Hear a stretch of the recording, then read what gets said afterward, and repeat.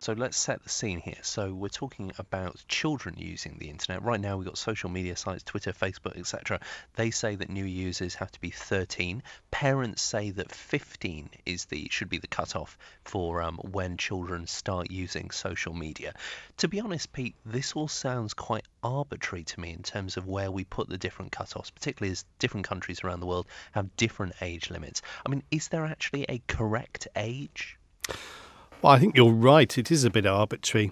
What's most important is that as parents and carers and as the industry and as government, we're doing the right things to help educate and make responsible our children when they go online. So making sure they've got the knowledge, the information about being safe and about sharing data and being acceptable online as soon as we can. And these days, the children are getting online and using services so much younger that we need to start that earlier. And you're right, whether it's 13, 14 or 15 or whatever, doesn't really matter. I mean, Ofcom did some research that showed that I think it's 48% of 3 to 4-year-olds are on YouTube.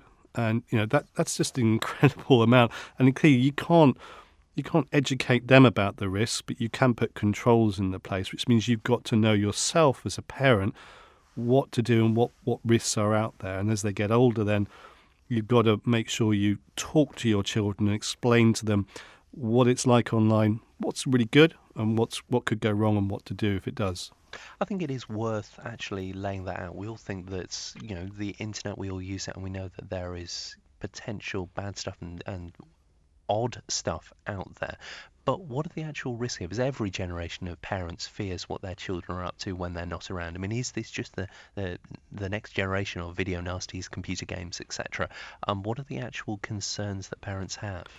Well, as a dad myself, the things I've come across is my children inadvertently coming across pornography when they're very young, finding out how easy it is to buy crystals on an online game without understanding the consequences of it. So racking up bills on gaming sites.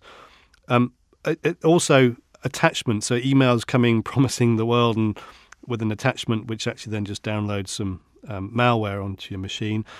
And then finally, cyberbullying. So just kids can be quite evil at times, and when you're going through the emotional changes of becoming a teenager, it's very easy to express yourself online and to be taken out of context and to be hurtful to people. And I think making sure people are aware of the impact they can have and knowing that what goes online stays online. There is no way of removing it completely, particularly on social media. That means that we've got to take a much more responsible attitude to educating all our children as early as we can.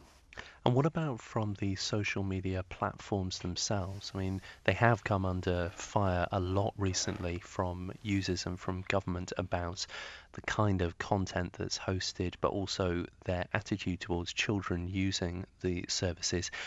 Is this something that, something can always be done, but is this more complex than perhaps it seems from the outside? I don't know if it's more complex, and you're right, more can always be done. And I think the social media sites certainly have a role to play in this. But I think we should also be clear with ourselves that children will always find ways around rules. We always have before the internet, when we say we'll be going out to play with some friends and we were going somewhere else. So children will find ways around things. And in fact, therefore, putting blocks in place, which is what some people have been trying to say, actually can backfire. The internet, as you've said, is exciting. It's great opportunities. It's a great tool to help us learn and about the world and to be entertained. And I think the social media sites have a responsibility to make sure that they can police things better. But I also think that the government and other online bodies, and as parents and carers, we have a responsibility. And I think, as a parent myself, my job is to share my expertise to bring my children up in the right way as they go through life. And part of that now is about bringing them through their digital life and making them aware of the risks, giving them the knowledge to be able to make the decisions themselves and to act appropriately and responsibly online. And I think some of that is you can't push on to a site. You've got to take responsibility yourself as a carer or as a parent. And to be honest, that is advice that adults could probably benefit I from agree. sometimes as Yes, well. yes. I mean, it is internet, or it is Safer Internet Day today. That isn't just about children online. We've got new EU legislation coming in later this year in May about data protection for all of us, children and grown-ups, on the internet. I mean, are we seeing potentially a shake-up coming? Well, the global data protection regulations are coming in May. Well, I think there could be some changes, but also the internet is evolving very rapidly. I think that the data protection changes actually will help us get more access to and understand more about the sort of data that's being used and shared online, because sometimes it's not just about what we might enter on a website. It's also about what information our computer or our phone is sending a website that we don't know about. And some of it is the settings around your location. So the fact that you can take a photograph while you're on holiday, and actually if you post that online and you don't even say where it is, stored within the data in that photograph will be a location. And that information perhaps we didn't want to share. Did we know it was being shared? So information, the GDPR regulations when they come in will, I think, give us greater access to and greater control over that data. But I think it's also going to require education to understand more about that and more about how we can control it and access it. That is going to be the issue, isn't it? That this whole commodity of data isn't necessarily something which we really encounter. We really know what is being used, what we're giving away and how it is being used. I mean, how do you educate people on that? Well, I think first of all, with children, but also with ourselves, is you've got to talk, particularly with your children, regularly about what they're doing online, investigate the sites, look at the settings in the place. And there's always the boring little menu with the settings tab. Go to it and explore it and find out more. The good sites, the good social media sites, have a lot of information about how they can help put controls in place to stop you sharing information or to enable you to control the sharing of that information.